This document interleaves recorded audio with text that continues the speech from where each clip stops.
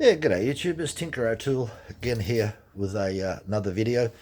Today I'm just going to roughly give you a few tips on how I store my chains at the end of the season when firewood season is over. So it's over for me, so I've done all the maintenance on all the saws.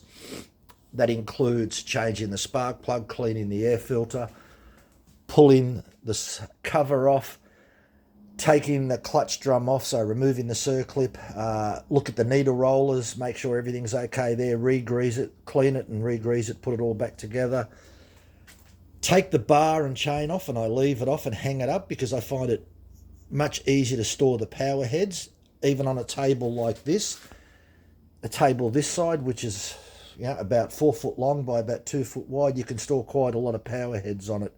So I find the storage is much better with the chain removed, plus it releases all the tension off the crank anyway. So, and if you leave your bar on, it's probably a good idea that you release all the tension off it. So yeah.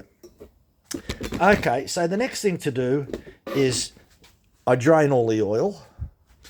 I drain most of the fuel, then I start the saw up.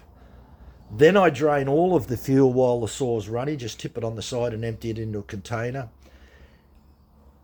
Accelerate the saw off and on until all the fuel is being used up. That means that the whole system, whether it's a carburetor or whether it's fuel injected, that there's no stale fuel that can go off or gum up if there's no fuel in the saw at all.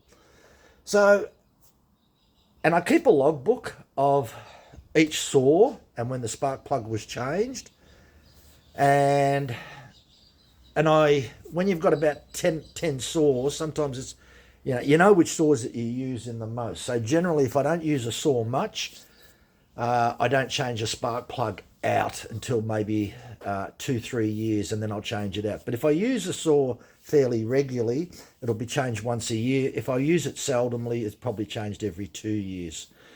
So yeah, and make sure that you clean your air filter. I wash them in detergent. I air hose them all out first, wash them in detergent, air hose them out again, and they're ready to go. So in that state, the saw's been serviced, the clutch has got grease on the needle rollers, there's no tension on the crankshaft because the chain's been removed. I can put the power head on the shelf in a much smaller spot.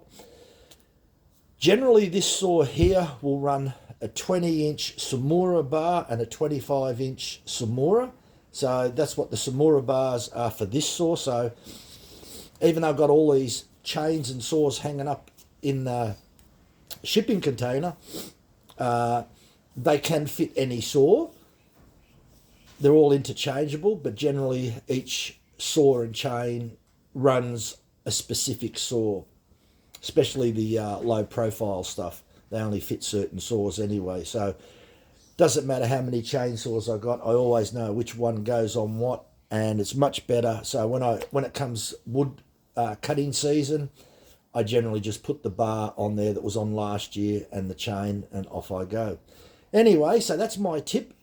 Just to briefly recap, if you don't take your bar off, slacken this right off, that way that there's no force on the crankshaft.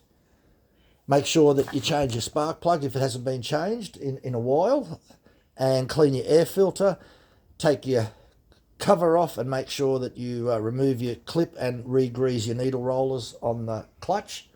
That's a great idea. And do any other general maintenance that's required as per Stihl recommendation. Thanks for watching. Bye for now.